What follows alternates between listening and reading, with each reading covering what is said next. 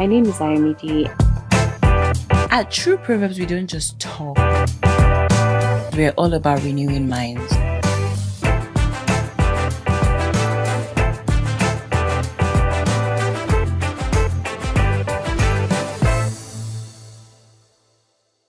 Welcome back, True Proverbs family. Today's episode is very special. We're going on a time travel journey, not with a machine, but through memory. I'm sitting with two of the most important people in my life, my parents. They're in their 60s right now, but were once teenagers like you, navigating the world full of dreams, challenges, and choices that shaped who they are right now. We're going to talk about being a teen back then, what changed and what stayed the same, and what timeless wisdom they have to share with the teenagers in this age.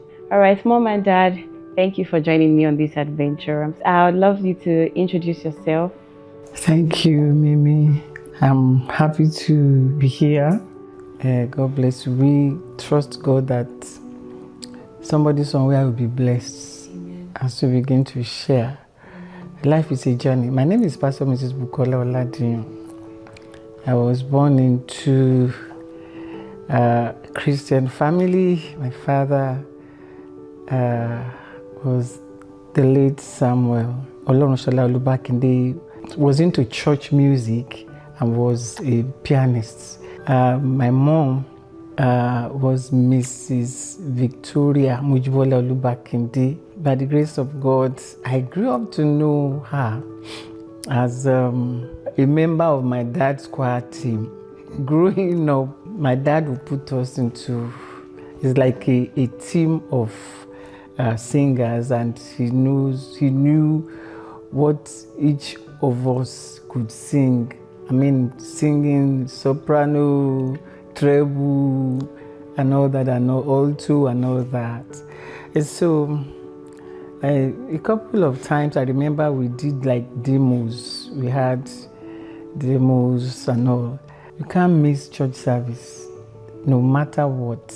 Even if you are sick, still had to be in church. When my dad realized that no, it looks like this child is really sick, he always wanted us to hydrate properly before administering any drug. He was a public health personnel. My mom was a trader. I went to primary school in Ibadan. Born in Lagos State, schooled in Ibadan, had my high school in Ibadan, and then I did my A-levels in Ondo State. Then had my college education in Oyo State, University of Ife. Then now Obafemi Awolowo University. All right, Daddy, please introduce yourself. Tell us who you are and a little about where you grew up. Hello there. I am Pastor woleoladiyun, the father of Ayomide.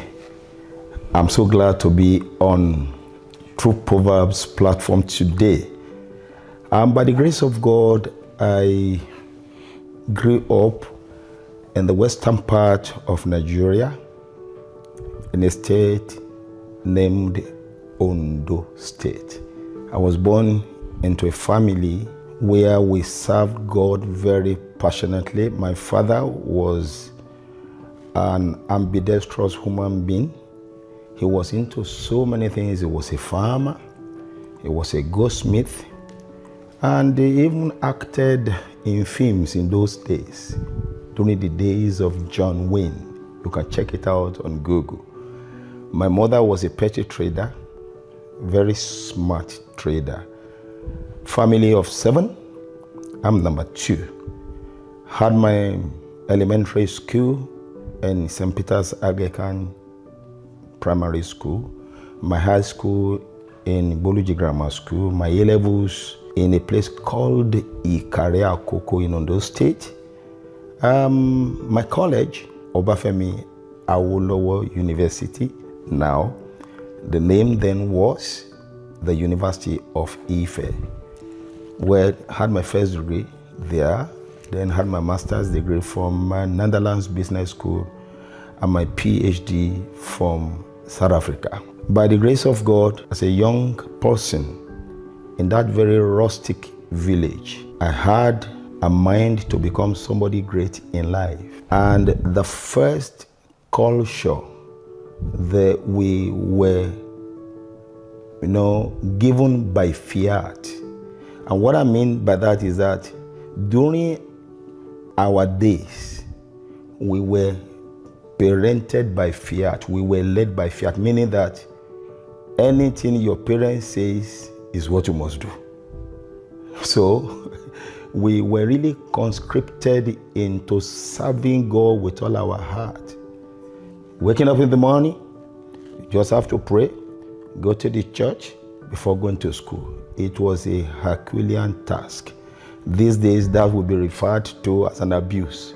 But that was the way we were brought up, having gone through all those things. And then left that place around the time I was going to be 11 because of the demise of my dad. My dad passed on. It was very terrible and very horrific for us. So at the age of 10 going to 11, I was a house helper somewhere in Oyo State. It's being called Ibadan to date. And that exposed me to the miracles of life so early in life. As a young boy, not up to 11 years, having such an experience, then I was living with a man, and by providence, the man was a diplomat. So the clout I was seeing around him, seeing people well placed in the society, diplomats, worthy people with their perfume, with their luxuries. So as a young boy, made up my mind that I want to live like these people in the nearest future.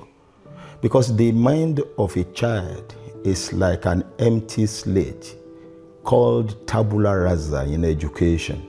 So what the mind of that child absorbs goes a long way to shape the tomorrow of that person. So as you are listening to me, you have to make up your mind to make the right choice. For every choice you make, there are consequences, and the consequences will be training you about like your shadow. So make positive choices. So I made up my mind that I would do everything when I grow up to be like these people I'm seeing. It played out very well when I was sent back to school, to the high school by the grace of God. Getting there, I made up my mind to study, to make sure that that picture that I've conceived will come to pass. And by the time I spent 3 years in the high school, I was a scholar, I was on scholarship, I did very well, did my levels, went to the uni, and today, the rest is a big story. Thank you very much. Thank you so much, Dad, and thank you so much, Mom. The first segment is you're going to take us back to how life was like when you were teenagers. Just paint us a picture of how it was back in your day, how you entertained yourself. There were no smartphones like we now have. There was no social media. How did you navigate that life?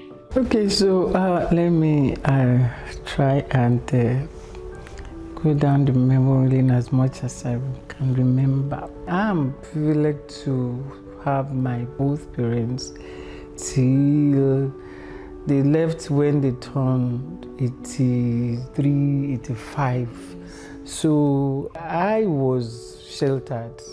Back in the days, like my husband said, our parents had us under proper control. These days, it's not like that. The children kind of control their parents these days. That's the teenagers of this day and age. Yeah. Even the children control their Even parents. the children. Mm-hmm. By the grace of God, I studied education. I taught for a few years, and then I worked in the bank briefly. I had the opportunity to, cry to the Lord, asking and petitioning for Him to show me His purpose for my life. So He asked me to go back, quit banking and go back to education. And so I saw that children these days have their parents at their fingertips. They can call shots. They want parents to do whatever it is they want. Nowadays, it wasn't like that. You would do what your parents says you should do. What did you do for fun? That wasn't fun in our days. There was only Rediffusion. That's the only radio that can be in the whole household. It will just be hung on a corner and it will be announcing time and casting news. And sometimes it will blare music of all those old musicians. Now some are still like Ebenezer Obey, Sonny Ade. But there was one television station in the whole of Western region of Nigeria. And the television station was in Ibadan, WNBS, Western Nigeria Broadcasting Station, and there was WNTV, Western Nigerian Television. And the broadcasting time would start 4 p.m. The television would close down 12 midnight. So you mean the whole streets would be empty between that time frame? Access to television then was controlled. It wasn't that my parents didn't have television. There was no television, but we would go to neighbor's house, by between 4 and 6 when they would be doing Sesame Streets and all of those, we would be peeping through the window. Wow. And when your parents come around, you have to disappear from there and go and hide in the house. Yes, wow. So that was growing up. But catching fun during Christmas or during holiday, school holiday, we would go to Kingsway in Ibadan, Oyo State. We would go to the broadcasting station. We'll go and make requests, family requests. My name is so. I'd like to make a request of, on behalf of my parents, my father, Mr. Olubakinde, and my mom, Mrs. Victoria Olubakinde. Just want to say to them that I love them and all of that, and then play this music for them. So those TV stations would organize parties for teenagers and children. Yes, for children and teenagers. That's amazing. Then when we are done with that, we'll go to the Kingsway stores, would go on elevator or sometimes escalator, ride. Just look around, just window shop. Window shop. Okay, thank you so much for telling us how you had fun. Dad, how did you have fun growing up as a teenager back in your day? My teenage years were extremely full of fun. Like I said earlier, that I didn't grow up with my parents. By the arrangement of God, I was privileged to spend my time with my guardian, who was a bourgeois, a man of purpose. So we were enjoying ourselves, street soccer. Yeah, playing football and, some pranks on the street. Then we, Sound like you were naughty. Oh yeah, very, very, very, because I was full of energy. Yes. Playing footballs and making some, what you now translate to playing snooker now. We had our local snooker. Yeah, playing it that time. Then we make patterns on the ground. You have to fold one leg and be, hopping. You hop in with one leg. If you miss it, there are penalties. We will sweat, we will run the street. And at the end of the day, have a bath, and then we refresh ourselves, eat and sleep. And you see, it's not like now. Our parents retired to bed so early, having enough hours to rest. So where I was staying, because the man had means, he ensured that we all had access to television and some other things. And so we were exposed to a few things. And one interesting program that caught my fancy that time was Teach Yourself Hausa Language. And I quickly plugged into that. That's why I could speak and write Hausa in Hausa now. And of course, we're watching soccer there. Like my wife has said, just one radio station, listening to news. Then commentaries on radio. We're listening to them. Myself and my friends were listening to them. Then one very, very important thing, that during the teenage years, there was this competition to make it. So you have to read.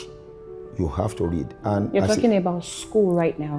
Yes, school. I have to Yes. mix them. Yes. So you have to read because you don't want to be left behind.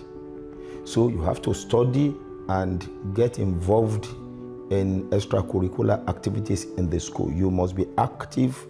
And then, a lot of things happening that time that... How did you navigate dating? I'm sorry to interrupt you. Oh. Dating, because it's school. So school culture, dating. Our own style was quite different. Okay. See, because there was no phone, no social media, no internet, no internet, in Nigeria. Nothing. So what we do is, when you see a friend that you like, so you have to go and learn how to write a letter to him or her. All right, so you check out from your friends who have done that before to put you through. In fact, some of them will keep a copy of the letter. They will show you, this is the way I've written it. That was a pattern. Like a template. Yeah, like a template that we used to use. Yeah. This and that, I'm interested in you. If you agree, say yes. If you don't agree, say no. And if it's no, we want to know your reasons. Please make sure you reply this letter, doxology. It was fun that time. So for me, because of the way that God arranged it for me to be able to be back to the high school as a scholar, peradventure I mess up, I will lose that scholarship. I wasn't into dating all through my teenage years. I wasn't, absolutely. So what I was doing was to use my gumption, my brain, to help my fellow mates and even my senior, because I was extremely very, very good in anything that is mathematical. So calculations, physics, further maths, mathematics. So that was what I was. I was focused on my studies. I wasn't dating. Yes, I liked one or two of my, this thing. But what I would do is to say, well, let me help you in your mathematics. Nice. That was strategy. Kind of. I think it's an academic or brain dating somehow. Yeah. But so just to focus. That worked for me, and I thank God for that. Thank you. That's amazing. I have to let you all know that my daddy taught me maths growing up, and not just me, all my siblings, and he's still very, very sound with mathematics. And I would like to ask Mom, how did you navigate the same school culture, dating? How was it back in the day with school, dating, friendship? It was more of academics. It was a healthy competition. I had people who were at par, and some were a bit, ahead in school, classmates. But then it was like, I had, my position was ninth first term, and there's a particular guy that was always coming first. And I said, that first position is not meant for one person. I too must strive. And so those were the focus. I was called early for God. My first year in high school was a room that was headed by an SU lady. For context, for those that are watching, SU's Scripture Union, the extreme side of Christianity. So, and that was how I spent my majorly my teen years. Well, like Daddy said, sometimes you just like people, and it is common to teenagers. You had some people, they're not even looking at you. You just having crush on them. They're not looking at you, but you just like them, But the likeness for me, back in the days, there were people who were also very careless. I had a school daughter who said to me, Senior, do you know you are pretty? I said, yes, I'm aware I'm pretty, because my parents are also my dad was extremely handsome, and my mom too was beautiful. But what is uppermost for me in my heart is that I don't want these low lives that I see my mates do. I want my dad to be very proud of me. So that was my driving force. There's no how you will be somebody if you compromise your morality and if you're also not focused on your academics. So those two were my targets. That's amazing. Thank you so much. I have a question, one last question in this segment. What was the popular music slang that reigned in your time? Because every generation has a slang or music that reigns, or an artist that is very popular. Can you cast your mind back, Daddy? I think I have to go first. Yes, please. The popular music during my teenage years was reggae by Bob Marley. I Roy, you Roy. Like I keep teasing the things when talking to them. One good thing about music, when it hits you feel no pain. Give me the music now. Give me the music now. Trash and rock, report to soul. Another time I give you. So it was reggae. Did it influence your fashion? Oh yeah. That you see what you do now. We did them way back. You know, wearing all these long pants, baggy, with we call it James Brown's that time, and then high heels. Then wearing our afro, boogie. We have our combs by our sides, and you need to smell well, you know. And we wear big belts and all of so many fashions, you know, trending then. So we went to music. Reggae was very, very prominent for those of us who were teenagers, and we were actually looking for when there would be a party where we would be invited. You know, there used to be these old turntable where they play a music, and once we enjoyed the music, we would say encore, French word for répéter, and it was fun. Then by the time that everybody must go home, we leave that party, you know, there was sanity that time. And there was this fear in our heart that we must not disappoint our parents. Thank you. So amazing. Mommy, fashion, music, slang, in your teenage years. Well, I used to hear James Brown. I feel good and all of that. You hear that on radio. However, what appealed to me as a teenager mostly were Christian music. And well, the one that I won't say Christian music really would be was the songs of Sonny Okosun. And because I read history, education, so he would sing Papa's Land. Who's got Papa's Land? I want to know who was to know Papa's Land. So he would sing historical songs, yes, and all that attracted me. And aside from that, I think I love Ebenezer Obey's music. He makes sense. He talks about life in general, and it made sense to me. Thank you so much. So we're moving on to the next segment where we talk about teenage struggles. What were your struggles like? What pressure did you face? How did you navigate those pressures? Okay. So for me, during my teen years, major pressure was how to succeed in your education, because you must not be left behind. So I gave my all to my study. The parental pressure was very constant. Basically, that time, no negotiation with your guardians, no negotiation with your parents. That was why I used the word leading by fear. You know, there were some things you must do because they have been laid down as rules, and you must not violate them. Yes. If you violate them, corresponding punishment will come up. So that in itself was, you know, a pressure that was general to all the teenagers.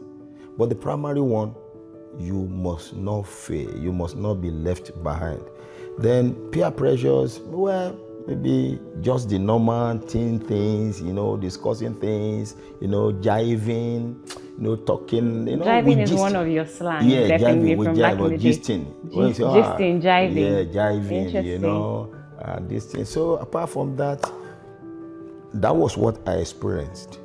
Did you wrestle with your identity as a person? Yes. Your confidence? This is very important. Because when my dad passed on, I was living with his cousin.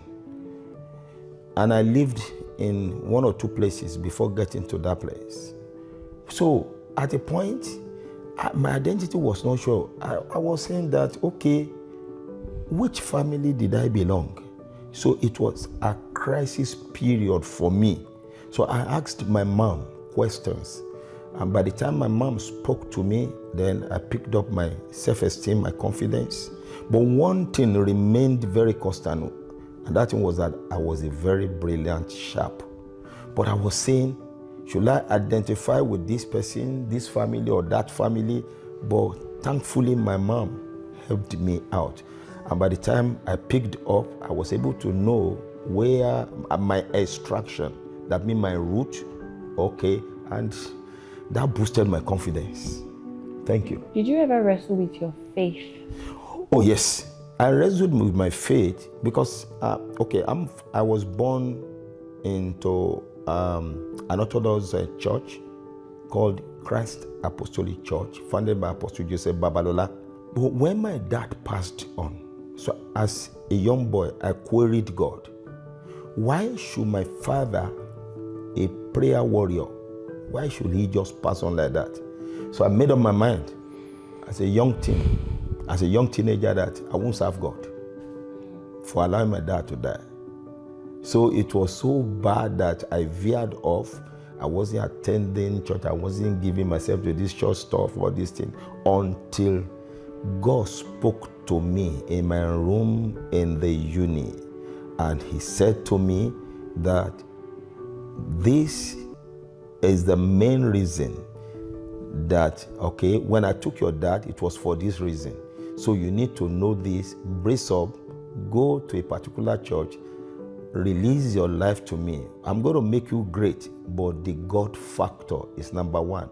I broke down, I wept, I came back to God, and he has been leading me till now. Thank you so much, Daddy. Yes. All right, Mom, I will ask you the same question. Did you ever wrestle with any pressure, struggle? Did you have any identity crisis?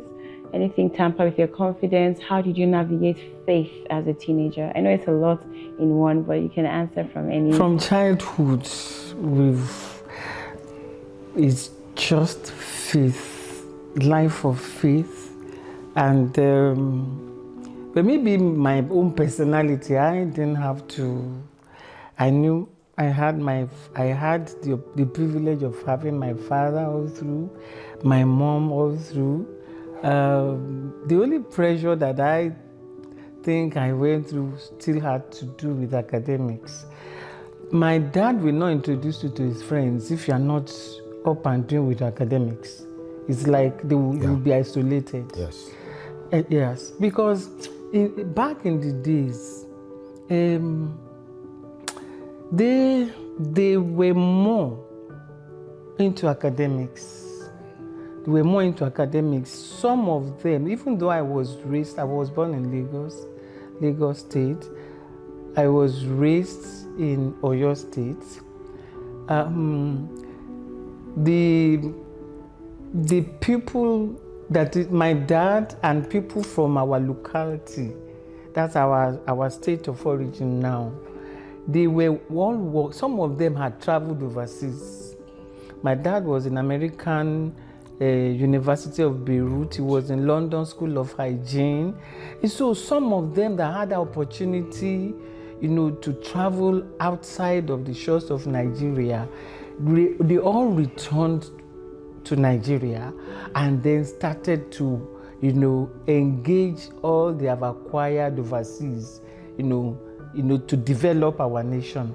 And so, but in their own various locations and regions that they were working, they networked with their colleagues who are from our state of origin. And what they ensured they did was that all their children, majority of them sent their children back to their villages, state of origin, to go and school there. They can't be proud of you if the children of their own colleagues were doing brilliantly and doing well in school and you are a failure. So we had no choice, but also to, whether you were a woman or a man, it didn't matter.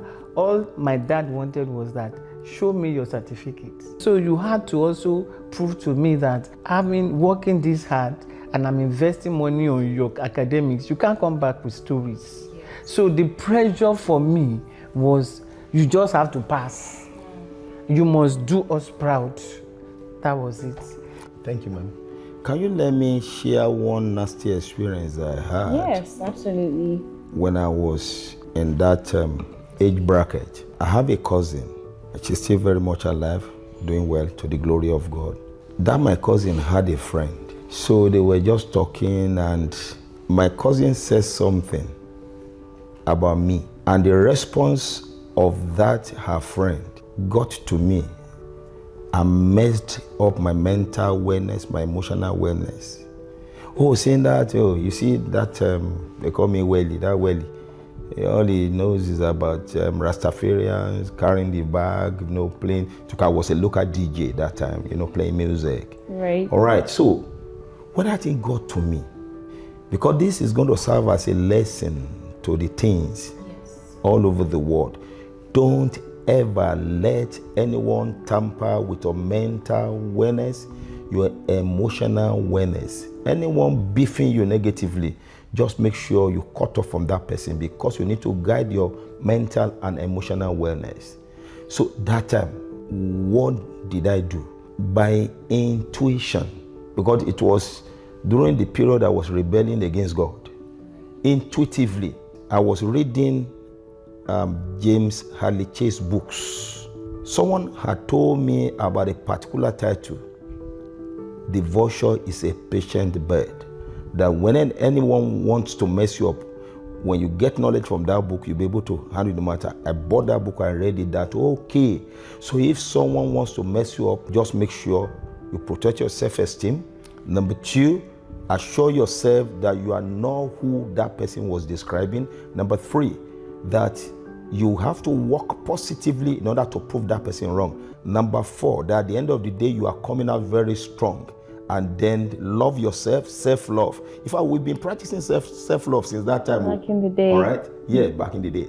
So I read that book, and then I regained my confidence, and I told my cousin never to talk to me about that lady, because the description she gave you did not match me.